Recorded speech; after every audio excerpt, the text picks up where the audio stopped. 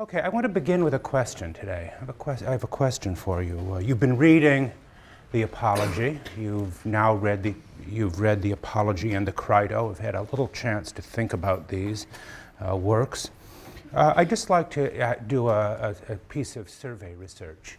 How many of you, just show of hands is all I need, how many of you believe Socrates is innocent and should be acquitted?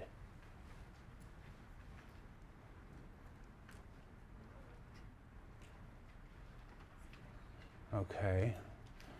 And how many of you believe he is guilty and more or less got what he deserved?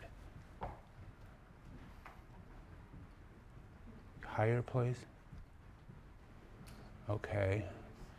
Not exactly the same proportion, I think. Somewhat a greater number believe in his innocence than in the Athenian jury, obviously. But let me just ask you in the brown shirt, just curious, why do you think he is innocent and should be acquitted?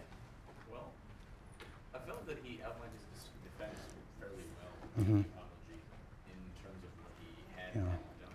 It seemed to me that the accusations that were brought against him were based more on personal grievances and grudges, as the politics and attack oftentimes was criticized, and not exactly by concrete charges. Okay. And I noticed you had your yes. Why did you believe he was guilty and got what he deserved? Well, what is the sense I got from reading is that what is just isn't some abstract, definition. What is just is what society agrees is just. And I mean, he was going against people who had the authority to define words. Like in the case of Socrates, as in the case, I think all things is what is just is whatever society says is just, and society says what he did was unjust. Okay. I think he did the morally right thing, but he did the unjust thing. Okay. So, as Lincoln once said, both of you can't be right. Neither of you may be right, but both of you can't be right. So, this is a question that I want to continue today to consider what the trial of Socrates means, and I want to begin by going back to a problem or a paradox that I ended the class with last time. That is to say, that Socrates proposes, a new conception of what it is to be a citizen. He opposes, we have seen, the traditional, you might say, Homeric conception of the citizen, certain notions of citizen loyalty and patriotism, created, shaped by the poetic tradition going back to Homer.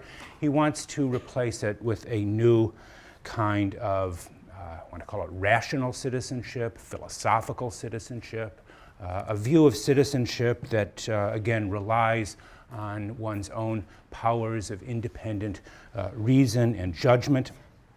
And in the course of argument, and in the course of defending this point of view, Socrates says in an interesting passage that he has spent his entire life pursuing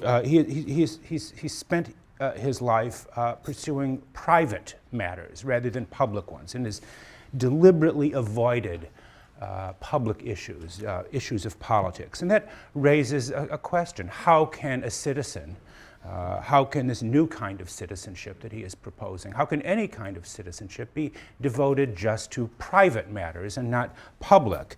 Citizenship seems to require even the public sphere, the public realm. What does Socrates mean when he says his way of life has been devoted almost exclusively to private rather than to public matters? Well, the first thing we might think about is whether that's entirely true, whether he's being entirely candid with his audience. After all, the kind of investigations, the kind of interrogations that he has been pursuing since going to the Delphic Oracle and then following at least his interpretation of its mandate, these investigations of the politicians, the poets, the craftsmen, and the like, he says, these have been carried out in public.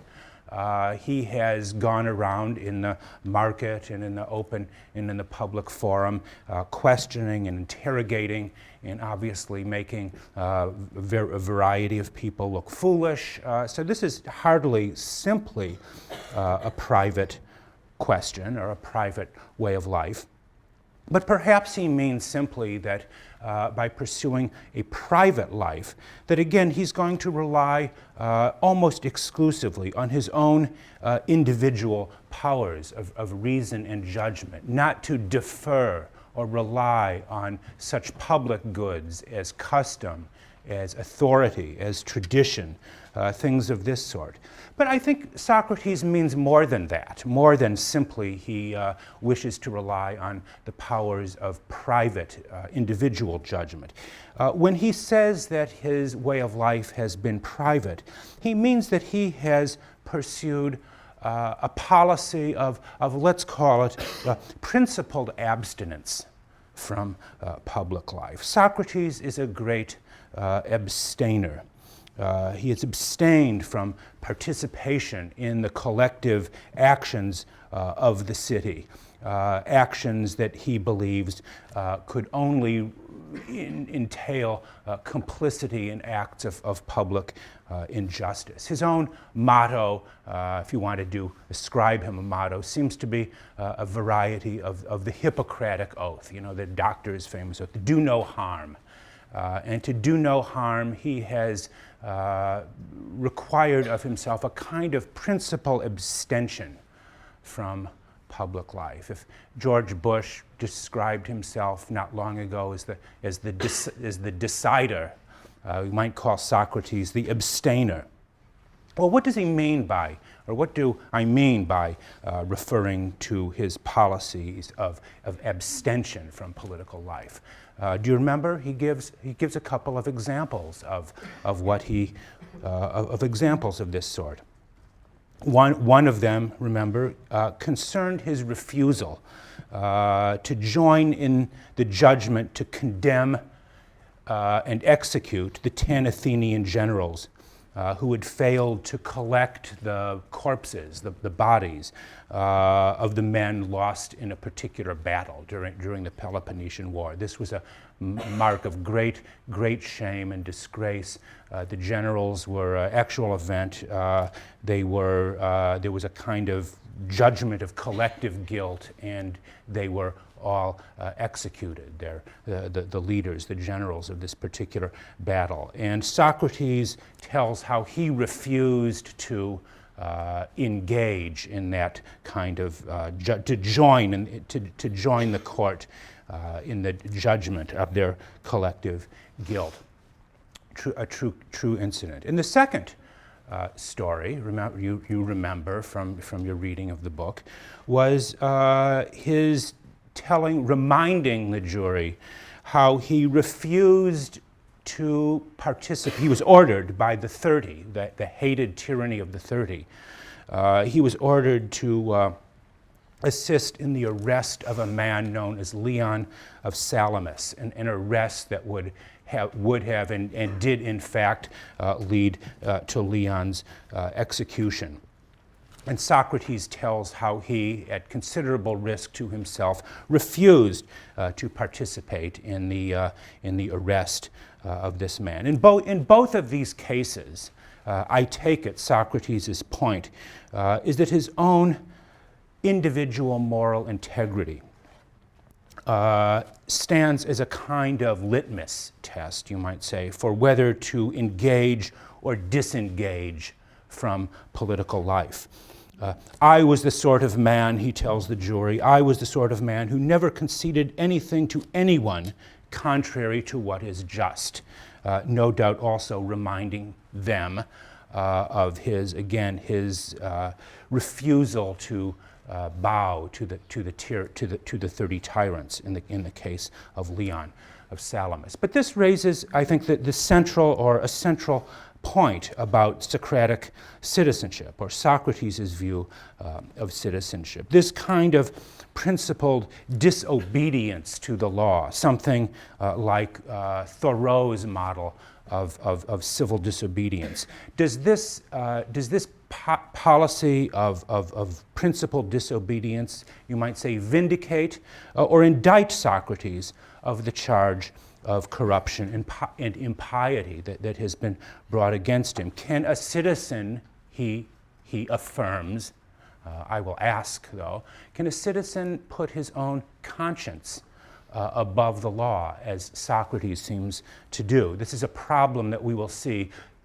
considerably later in the term that vexes a very important political thinker by the name of Hobbes about whether an individual can somehow put their own sense of conscience or moral integrity even above the law. What would a community of Socratic citizens look like, each one picking and choosing, you might say, the laws or the rules to obey or to follow or not to follow? Socrates is so concerned, it seems, with his individual, his private moral integrity, that he says, in a sense, to the city of Athens, to the court, to the Athens, to the assembly or the courts, that he will not dirty his hands with public life. And again, this is a question that we will see later on that Machiavelli takes very seriously, the question of whether or not politics, political life, requires one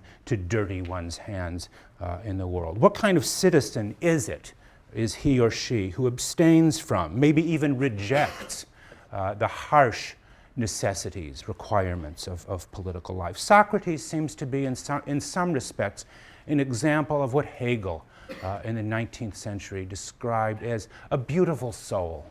You know, someone who, and he used that term ironically, I should say, someone who puts their own private moral incorruptibility above all else. And we all probably know or have read about people like this. How does Socrates answer these charges? He in a way, being not just an abstainer, but again, putting his own private moral conscience or integrity over and above the law. And he tries to defend his point of view by arguing in a famous passage that his policy of abstinence actually carries important benefits to the city. He brings with it important benefits. And in the passage that I'm referring to, he defines himself as a gadfly. Everyone will remember that. The gadfly who improves the quality of life in the city. In section 30d, Socrates writes, let me read the passage. "So I, men of Athens, are now too far from making a defense speech on my own behalf. I do it rather," he says, "on your behalf. What I say for you," he appears to say, "so that you do not do something wrong concerning the gift of the God," referring to himself, the gift of the God, "by voting to condemn me. For if you kill me," he continues, you will not easily discover another of my sort, who, even if it is rather ridiculous to say so, has simply been set upon the city by the God as though upon a great and well-born horse, who is rather sluggish because of his great size and needs to be awakened by some gadfly. Just so, in fact, the God seems to me to have set me upon the city as some one of this sort. I awaken and persuade and reproach each one of you, and I do not stop settling down everywhere upon you the whole day." So here we have the example of Socrates telling us, not only declaring himself to be the gift of the God who is brought for this, but that he's a great benefactor of the city, that his example of the man of individual moral conscience brings with it great, as it were, public benefits. It is not on his behalf, he tells the audience, but yours, his fellow citizens, that he does what he does. You may not like me, he says to the jury, but I am good for you. And furthermore, he claims in this, what can only be described as sort of quasi-religious language, that he has no choice in the matter. This is not something he has chosen to do. He is, as he says, a gift from the god. He has been commanded, he argues, to do this. Men of Athens, he says, I will obey the god rather than you. And as long as I breathe and am able to do so, I will certainly not stop philosophizing.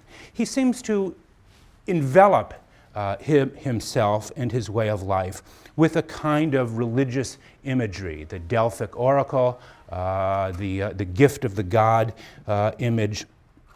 He envelops his conception of citizenship within this religious language. And this will or should lead any reader of the Apology and any reader of Plato to ask an important question about Socrates' use of this language. We will see it again in different ways in the Republic.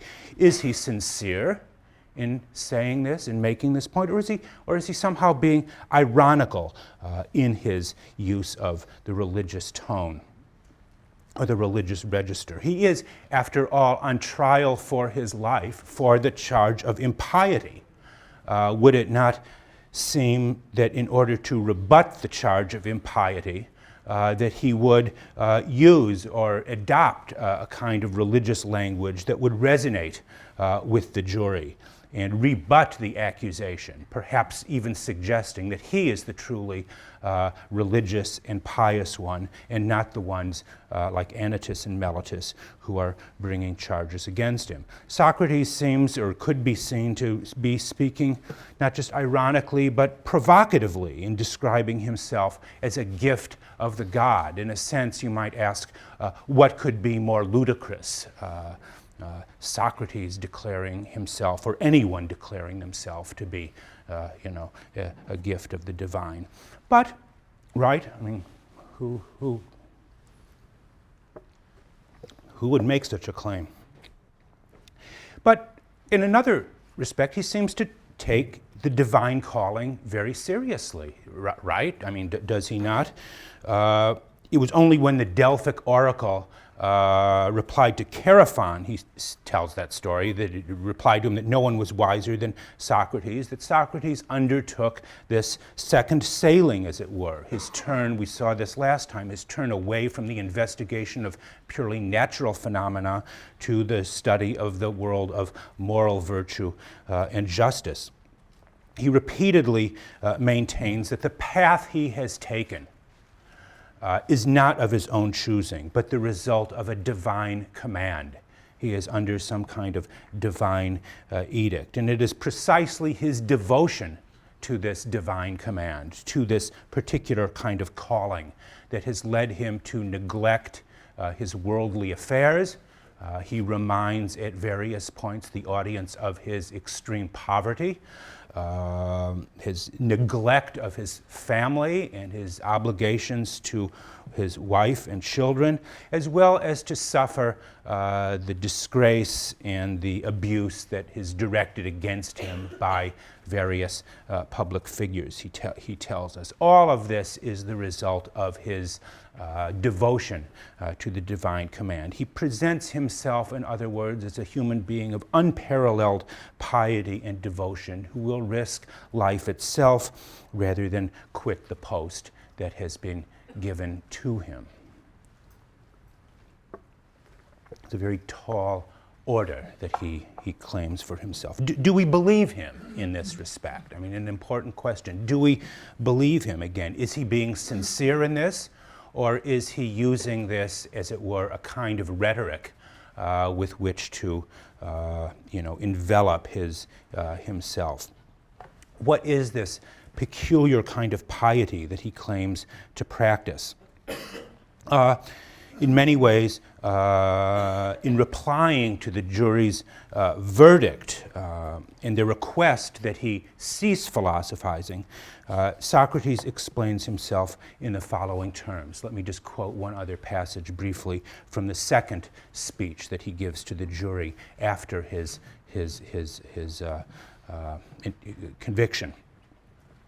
It is hardest of all to persuade you, to persuade some of you about this, he says, about his way of life. For if I say this, For if I say that this is to disobey the God, and because of this it is impossible to keep quiet, you will not be persuaded by me on the grounds that I am being ironic. And on the other hand, he says, if I say that this even happens to be a very great good for a human being, that is, to make speeches every day about virtue, and that the unexamined life is not worth living for a human being, you will still less be persuaded by me. In other words, what he seems to be saying in that passage at around 37 C and D is that he realizes he is on the horns of a dilemma. On the one hand, he says his reference to a divine mission, he explicitly says there, will be taken by his audience as being ironic, just another instance of Socratic irony and insincerity. But, he says, if he tries to persuade people of the goodness and the justice of his way of life on simply rational grounds alone, to persuade them that the examined life alone is worth living, he says he will not be believed. So what you might say is a Socratic citizen to do. He will either be accused of being ironic and not be believed, or he will simply be disbelieved if he attempts to defend himself on rational or philosophical grounds. That raises the question, I think, that I began the class with today. Should Socrates be tolerated? Would a good society tolerate Socrates? This is the question raised by this dialogue and the Crito as well. How far should freedom of speech, and that is to say speech that borders on or even verges into civic impiety, how far should such speech be tolerated? It's been an assumption of readers of Plato over the years that the trial of Socrates, that the execution of Socrates presents the case for the fullest liberty or freedom of thought and discussion, and the evils or the dangers to a society of trying to persecute or suppress freedom of speech. But is this right? In other words, is that really Plato's teaching? Among the things Socrates says he cares deeply about is his calling, as he puts it, to do nothing but persuade you, both younger and older, not to care for your bodies and money, but how your soul will be in the best possible condition. I think I lost my place. Yeah. So, let me just get back to that. How are we to understand this case about toleration and freedom of speech?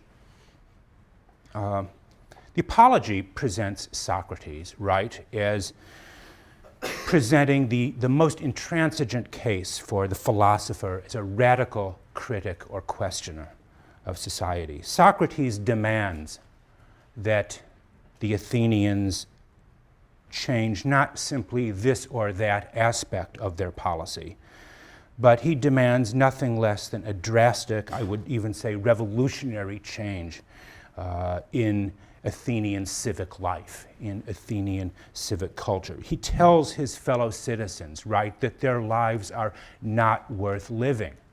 Only the examined life is worth living, and you are not living examined lives. Therefore, your life cannot possibly have any value to it. Even when presented with the option to cease philosophizing, he refuses to do so on the ground that, again, he is acting under a command, a divine command, and cannot do otherwise. Is Plato asking us to regard Socrates as a man of high principle, standing up for what he believes in the face of death, or as a kind of revolutionary agitator who cannot and should not be tolerated by a society whose basic laws and values he will not accept? To some degree, I am inclined to answer that both of those questions have something to them. Maybe the answer, or an answer to this question, is revealed in the Crito, the companion dialogue, the companion speech that goes along with the apology, although it typically gets much less attention than the apology. In part because I think the dialogue presents, as it were, the city's case, the case of the city against Socrates. I mean, consider some of the following. If the apology presents the philosopher's case against the city, Socrates' case against the city, the Crito presents the city's case against the philosopher. Here, Socrates makes the case against himself. You might say he makes the case against himself better than his accusers in the courtroom did so in the apology. The speech between Socrates and the laws that forms, as it were, the kind of central action of the dialogue presents the case that Meletus and Anytus should have made against him. While the apology seems to denigrate the political life as requiring complicity in injustice, and Socrates says he will have no part of laws or policies that entail injustice, the Crito makes the case for the dignity of the laws, the dignity or majesty of the city and its laws. While the apology defends, again, a politics of principled abstinence or disobedience to the political life, the Crito makes the most complete and far-reaching case for obligation and obedience to the law that has perhaps ever been made. So how do we reconcile, if we can, these two apparently contradictory points of view in these two dialogues?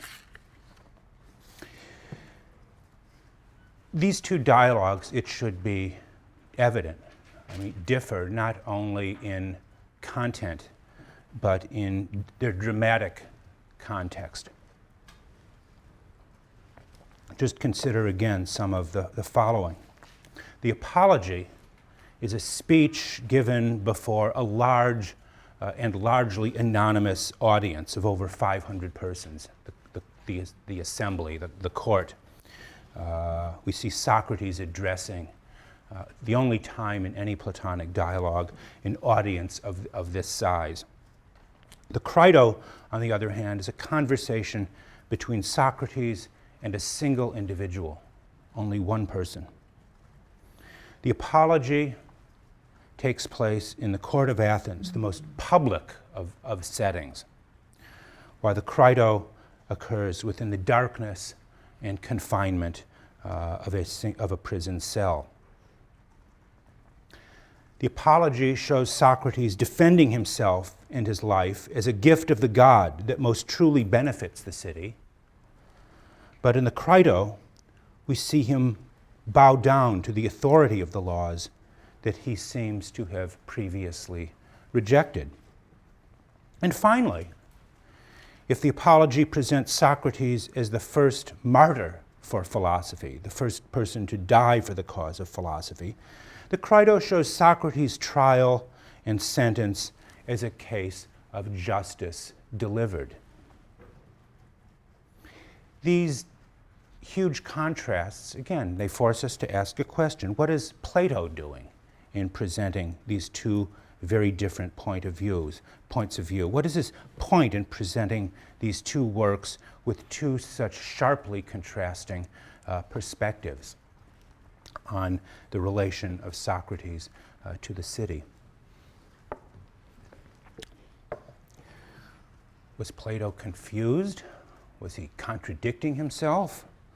Was he, what was he doing? Big question. I hope I have time to answer it. So, let's look into the Crito just a little bit. Crito is named for a friend and disciple of Socrates who at the outset of the dialogue is sitting as a watchful guardian over his mentor. He urges Socrates to allow him to help him escape. The jailers have been bribed, and escape would be made easy. But rather than trying to convince Crito directly, Socrates creates a dialogue. Actually, you might say a dialogue within the larger dialogue, a dialogue between himself and the laws of Athens, where he puts forward the case against escape, that is to say, the case against disobedience to the law. And the argument could be summarized as follows. No state can exist without rules. The first rule of any state is the rule that citizens are not free to set aside the rules, to choose among them which ones to obey and to disobey.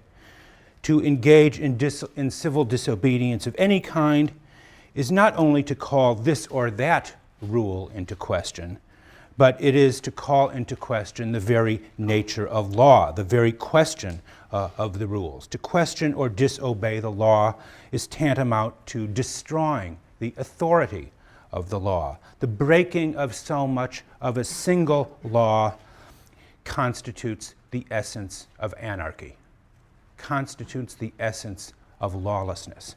It is a far-reaching argument for obedience to the law. The breaking of even a single law calls into question the authority of law as such. It's a very powerful argument that, in a way, Socrates makes against himself, putting that speech in the mouth of the laws. But he goes even further than this. The citizen, he says, owes his very existence to the laws. We are what we are because of the power and authority of the laws, the customs, the traditions, the culture that has shaped us. The laws, he says, have begat us. And the use of that term, begat, in our translation, is clearly intended to resonate with something you might say we might think of as something biblical about it. The citizen is in a word created, begat by the laws themselves. They exercise a kind of paternal authority over us,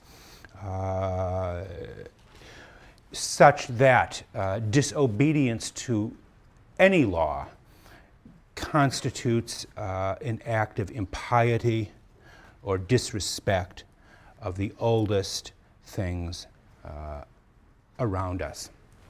The laws are not only like our parents, they are like our ancestors, the founding fathers, as we might say, who are owed respect and piety. In many ways, the Crito, in some respect, is the Platonic dialogue about piety. Socrates seems to accept here entirely the authority of the law. He does not offer arguments for non-compliance, as he does in the Apology. So what happened all of a sudden to Socrates, the apostle of civil disobedience? Socrates, the apostle of principled abstention. He accepts entirely, or the laws force him to accept entirely, the covenant that every citizen has with the laws that binds them to absolute obedience.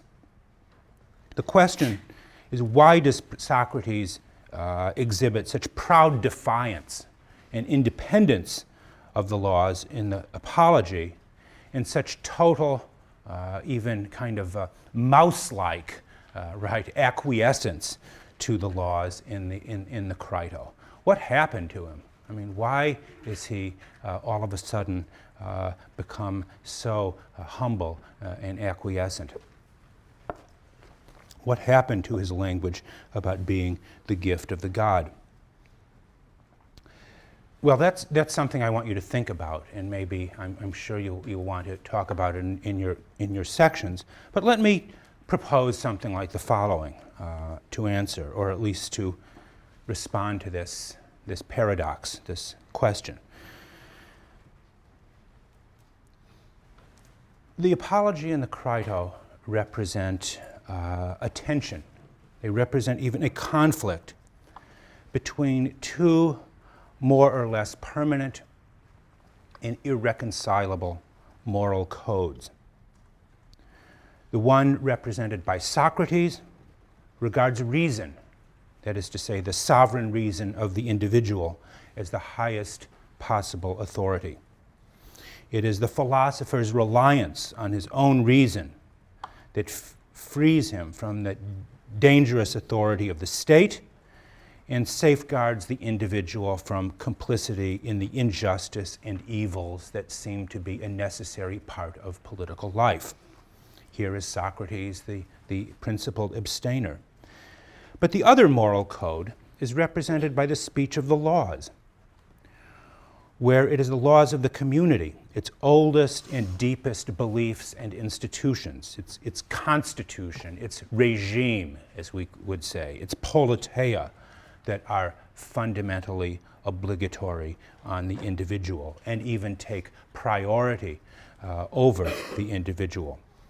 The one point of view takes the philosophic life, the examined life, to be the one most worth living.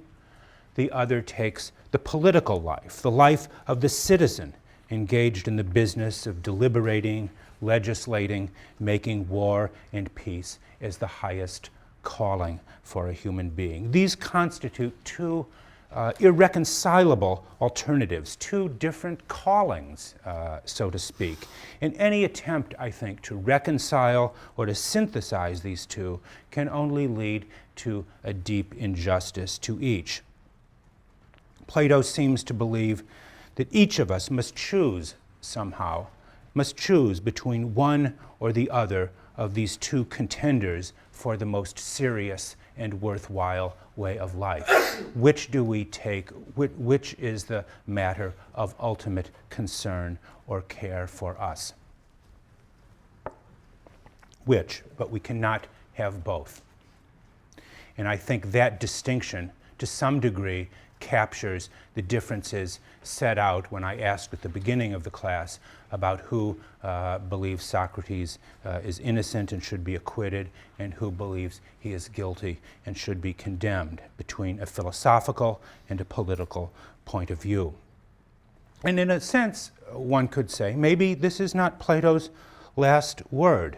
Why does Socrates choose to stay and drink the hemlock? After all, if he is committed fundamentally to the principles of his own reason, still, why should he care that much about the laws of the city? Why not let Crito help him escape and go to Crete, where he can drink the good wine of Crete and enjoy his old age? And in fact, Plato wrote another dialogue, his largest dialogue, a book called The Laws, where you see a man simply designated as the Athenian stranger living in Crete and carrying on a conversation with representatives of that society. And that might be Socrates, that might be, although he is not identified as Socrates, it is sometimes thought here is the kind of speech or discussion Socrates would be having had he escaped. But that gets back to the question, are the reasons Socrates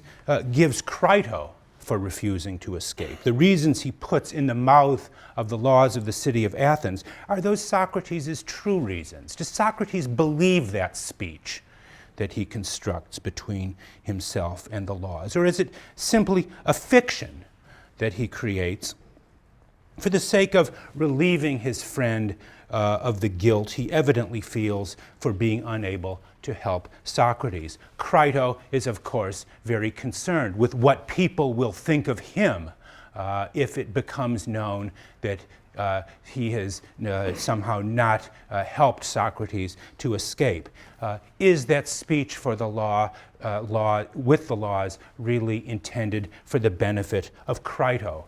Rather than an expression of Socrates' deepest opinions about the questions of obligation and obedience? Is he in that speech bestowing, as it were, a kind of justice to Crito, to reconcile him to the laws of the city, and to give him reasons, you might say rational considerations for continued obedience to the law. In many ways, that would seem to make a certain sense of the apparent discrepancy between these two dialogues. It demonstrates not only Socrates' sense of his superiority to the laws of Athens.